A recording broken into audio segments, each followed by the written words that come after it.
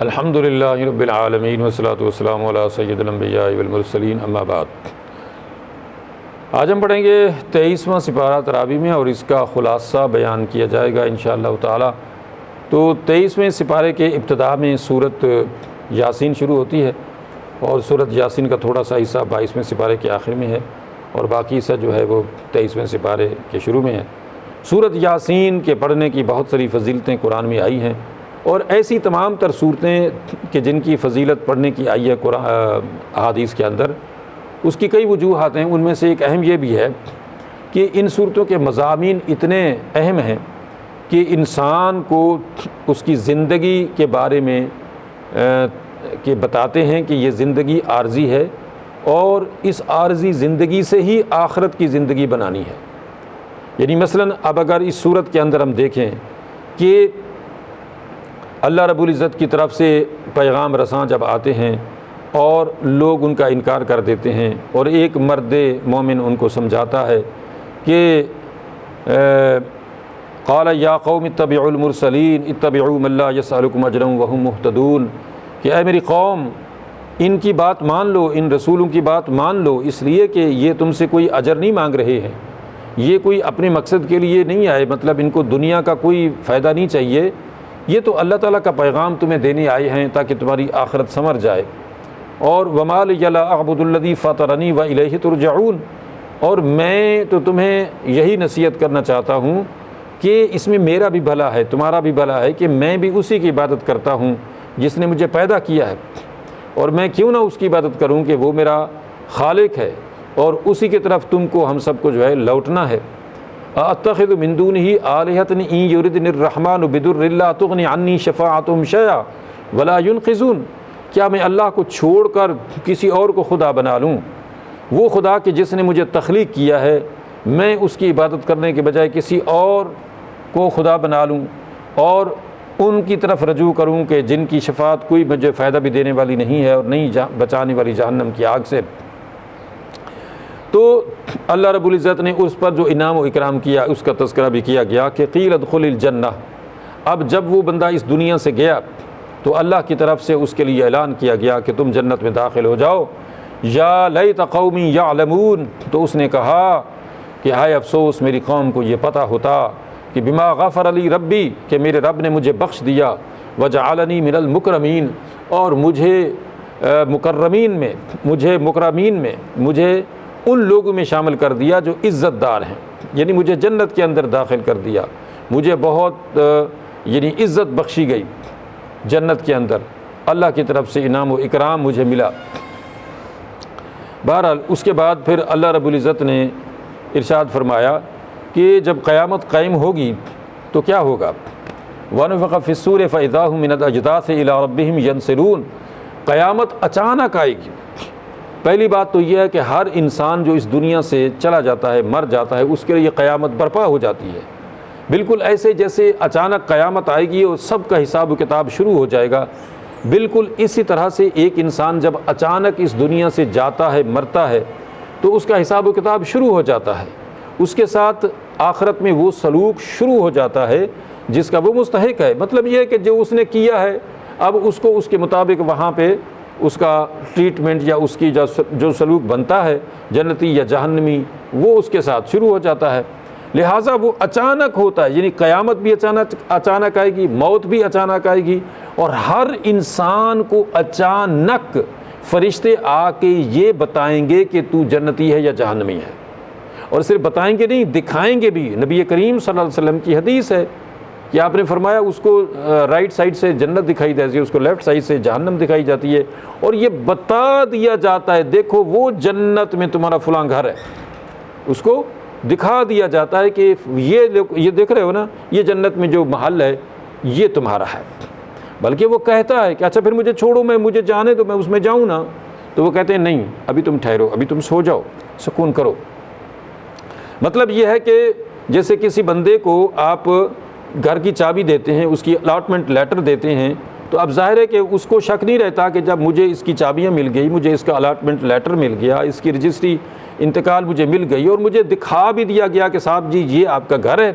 اور یہ ہے اس کے ڈاکومنٹیشن اور یہ جناب آپ کو مبارک ہو۔ اب ظاہر ہے وہ اس کے اندر جائے نہ جائے، کس ٹائم جائے، تو اس کو تو ظاہر ہے کہ وہ جو خوشی ملنی ہے وہ مل گئی، کہ اس کو بتا دیا گیا کہ یہ گھر آپ کے سامنے جو کھڑا ہوا ہے یہ آپ کا ہے اور یہ اس کی ڈاکومنٹیشن ہے، اور اللہ اللہ خیر صلاح۔ تو اس طرح سے فرشتے بتا دیتے ہیں مرنے والے کو، مرنے کے بعد قبر کے اندر سوال و جواب کے بعد۔ تو اس طرح سے قیامت برپا ہو جاتی ہے ہر اس شخص کے لیے جو مر جاتا ہے، جو مرتا ہے اس دنیا سے، مر جائے، ہر ایک نے اچانک مرنا ہے، اور قیامت بھی اچانک آئے گی۔ سب لوگوں کا جب اجتماع ہوگا، اللہ سب کو زمین سے اٹھائے گا، تو اس کا تذکرہ یہاں سورۃ یاسین میں ہو رہا ہے۔ اور وہ کیسے ہو رہا ہے کہ جو ہی اچانک ایک آواز برپا کی جائے گی، سور پھونکی جائے گی، تو سارے لوگ کھڑے ہو جائیں گے قبروں سے، ظاہر اللہ کا حکم ہوگا۔ کیا کہیں گے لوگ؟ یا ویلنا من بعثنا من مرقدنا ھذا ما وعد الرحمن وصدق المرسلون، ہائے افسوس، کس نے ہمیں جگا دیا ہماری قبروں سے۔ جتنے بھی لوگ مر چکے ہیں، چاہے پانی میں مرے تھے، چاہے مٹی میں مرے تھے، چاہے آگ میں جلائے گئے تھے، کسی بھی شکل میں، ظاہر وہ مٹی میں ہی جا کے ان کا جسم جو ہے وہ ملا، چاہے وہ کسی جانور کی خوراک بنے تھے، تو وہ سارے کے سارے اپنے مرقدوں سے نکل کھڑے ہوں گے، اپنی مٹی سے نکل کھڑے ہوں گے، اور کیا کہیں گے؟ ھذا ما وعد الرحمن، اچھا یہ ہے وہ وعدہ جو اللہ نے ہم سے کیا تھا، وصدق المرسلون، اچھا تو نبیوں نے سچ ہی کہا تھا نا، ان کانت الا صیحۃ واحدۃ، اور یہ اچانک ہوگا، یہ نہیں ہوگا کہ پہلے کوئی جناب پہلے ان کو کوئی نوٹیفیکیشن آئے گا، ایسا کچھ نہیں، اچانک آواز ہوگی، سور ہوگی، اور اس کے بعد سارے کھڑے ہو جائیں گے، اور فَإِذَا هُمْ جَمِيعٌ لَدَيْنَا مُحْضَرُونَ، سب کو اللہ کے حضور حاضر کر دیا جائے گا۔ فَالْيَوْمَ لَا تُظْلَمُ نَفْسٌ شَيْئًا وَلَا تُجْزَوْنَ إِلَّا مَا كُنْتُمْ تَعْمَلُونَ، تو کہا جائے گا کہ آج تمہیں وہی کچھ ملے گا بدلے کے طور پہ جو تم کرتے تھے، تمہارے ساتھ ناانصافی نہیں ہوگی، تم نے اچھا کیا، برا کیا، تھوڑا زیادہ، جو بھی کیا تم نے، وہ سارا کا سارا تمہارے سامنے کر دیا جائے گا، اور اسی کے مطابق جو ہے تمہارے ساتھ سلوک کیا جائے گا۔ یہ نہیں ہوگا جیسے دنیا میں ہوتا ہے کہ کسی بندے کو پیچھے ہٹا دیا جاتا ہے اور اس کے ساتھ ناانصافی کی جاتی ہے، آخرت میں ایسا کچھ نہیں ہوگا۔ تو اس طریقے سے اللہ رب العزت نے اس صورت کے اندر جو ہے ایسے مضامین بیان فرمائے ہیں جو انسان کو آخرت کے لیے تیار کرتے ہیں۔ اور پھر دوسرا یہ بھی کہ وَضَرَبَ لَنَا مَثَلًا وَنَسِیَ خَلْقَهُ قَالَ مَن يُحْيِي الْعِظَامَ وَهِيَ رَمِيمٌ، کہ انسان جب جوان ہو جاتا ہے، عقل مند اور سمجھدار ہو جاتا ہے، تو وہ اپنے خالق کو بھول جاتا ہے۔ وہ کیا کہتا ہے؟ وہ کہتا ہے کہ مجھے کون دوبارہ زندہ کرے گا جب میری ہڈیاں تک بوسیدہ ہو کے مٹی میں مل جائیں گی۔ اس کا جواب اللہ نے کیا دیا؟ اس کا جواب یہ دیا کہ یحییھا الذی انشأھا اول مرہ، کہ ان ہڈیوں کو، اس گوشت پوشت کو جو مٹی میں پیوست ہو چکا ہے، دوبارہ سے وہ اللہ زندہ کرے گا جس نے پہلی بار ان کو بنایا تھا۔ مطلب یہ ہے کہ اب تم بن گئے تھے نا، تمہیں 150 سال کی زندگی گزار لی، کھایا پیا، بڑا کچھ کیا، اس کے بعد تم مرے، پھر تمہارا جسم بھی تھا اور وہ جسم مٹی میں ملا۔ اب تم یہ کہہ رہے ہو میرا یہ جسم جو مٹی میں مل گیا مرنے کے بعد، اس کو کون زندہ کرے گا؟ اللہ نے جواب عقلی دیا ہے، یعنی اللہ کا تو ویسے بھی حکم کافی تھا کہ میں زندہ کروں گا، لیکن اللہ نے جواب کیا دیا؟ عقلی جواب دیا کہ انسان اپنی عقل سے بھی اس کو تسلیم کرنے پر مجبور ہو جائے۔ اور وہ کیسے؟ کہ جس رب نے انسان کو بنا کے پھر مٹی میں ملایا، اور بنایا کب؟ جب یہ تھا ہی نہیں، اس کا کوئی وجود ہی نہیں تھا، اس کا ذرہ بھی نہیں تھا وجود کا، اب اس رب نے اس کو بنا کے پھر مٹا کے پھر دوبارہ وہ بنائے گا، کہ جب نہیں تھا تو بنا دیا، اب بنا کے پھر بنائے گا، مٹا کے، مطلب بنا کے مٹا کے پھر بنائے گا، تو اب کیا مشکل ہے؟ اب تو کوئی مشکل نہیں ہے۔ بالکل ایسے جیسے کوئی انسان ایک چیز بناتا ہے، گاڑی بناتا ہے، اور وہ کوئی بھی چیز ہے، گاڑی ہے، کمپیوٹر ہے، وہ بنانے کے بعد اس کو وہ خراب کر دیتا ہے، ختم کر دیتا ہے، جلا دیتا ہے، اب دوبارہ اس کو کہا جائے کہ ایسی ہی گاڑی بنا دو، وہی گاڑی بنا دو، وہ بنا دے گا، اس لیے کہ جب پہلی بار اس نے بنا دیا تھا تو اب بنانا، تو وہ اللہ فرما رہا ہے کہ بھی میں نے تمہیں بنایا تھا جب تم نہیں تھے، تو اب دوبارہ میں تمہیں بناؤں گا، مطلب پیدا کر دوں گا، تمہیں زندہ کر دوں گا، تو میرے لیے کیا مشکل ہے؟ جب اس وقت مشکل تو نہیں ہوئی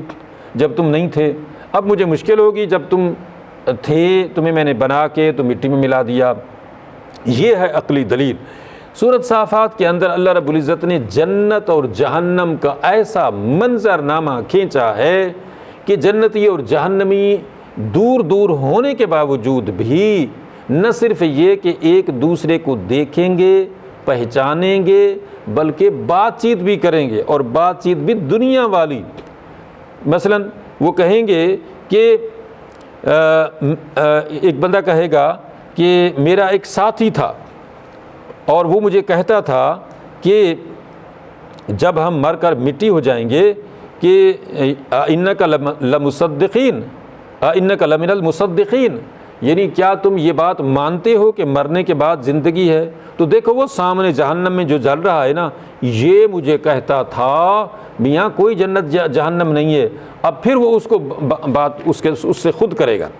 ڈائریکٹ اس کو دیکھ کے کرے گا، اور کیا کہے گا؟ تاللہ ان کدت لتردین ولولا نعمت ربی لکنت من المحضرین، خدا کی قسم اگر میں بھی تیرے بہکاوے میں آ جاتا نا تو آج میں بھی تیرے ساتھ جہنم میں جل رہا ہوتا، اگر مجھ پر میرے رب کی نعمت اور کرم اور فضل نہ ہوتا تو آج میں بھی جہنم میں تمہارے ساتھ اسی طرح سے جل رہا ہوتا۔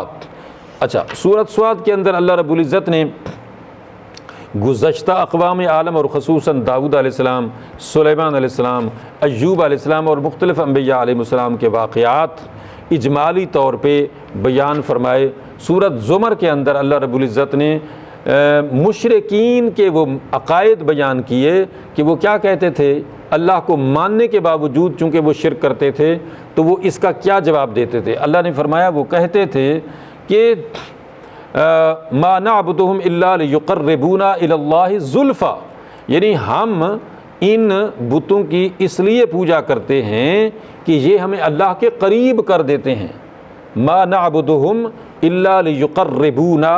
الی اللہ زلفیٰ، مطلب ان کا قرب حاصل کرنے کے لیے یا ان کی عبادت یا دعا کرنے کے لیے ان کا فائدہ یہ ہے کہ یہ ہمیں اللہ کے قریب کر دیتے ہیں۔ تو یہ جو ہے نا، یہ شعر کہنا کہ جناب اللہ اللہ کرنے سے اللہ نہ ملے، اللہ والے جو ہیں جو اللہ، یہ غلط ہے، بالکل ٹوٹل غلط ہے۔ اللہ تعالیٰ فرماتا ہے کہ فَإِنِّي قریب اجیب دعوت الداعِ اذا دعان، میں تمہارے قریب ہوں، وَهُوَ مَعَكُمْ أَيْنَمَا كُنتُم، میں تمہارے ساتھ ہوں تم کہیں بھی ہو۔ اللہ کرنا چاہیے، الا بذکر اللہ تطمئن القلوب، اللہ کو کثرت سے یاد کرو کیونکہ اللہ کا ذکر ہی تو تسکین و طمانینت کا باعث ہے، لہٰذا اللہ کو یاد کرتے رہو، یعنی اللہ اللہ کرنے سے ہی اللہ ملتا ہے۔ اللہ والے بھی اللہ اللہ سکھاتے ہیں، جو اللہ والا اللہ اللہ نہیں سکھاتا وہ اللہ والا نہیں ہے۔ اس لیے کفار مکہ ہوں یا مشرکین مکہ یا کوئی بھی اور ہوں، ان کا یہی عقیدہ تھا کہ وہ کہتے تھے کہ یہ جو ہمارے بت ہیں، اور یہ بت محض بت نہیں ہوتے تھے، یہ نیک لوگوں کی تصویریں اور بت ہوتے تھے کہ ان کو یہ پوجا کرتے تھے، جیسا کہ بخاری شریف کی حدیث میں ہے، اور یہ کہتے تھے کہ لِيُقَرِّبُونَا إِلَى اللَّهِ زُلْفَىٰ، کہ یہ ہمیں اللہ کے قریب کر دیتے ہیں۔ تو اللہ نے فرمایا کہ یہ ان کو اللہ کے قریب نہیں کرتے، میں تمہارے قریب ہوں، تم جب بھی مجھے پکارو گے میں تمہارے ساتھ ہوں۔ اللہ تعالیٰ سمجھنے عمل کرنے کی توفیق عطا فرمائے۔ وآخر دعوانا ان الحمد للہ رب العالمین۔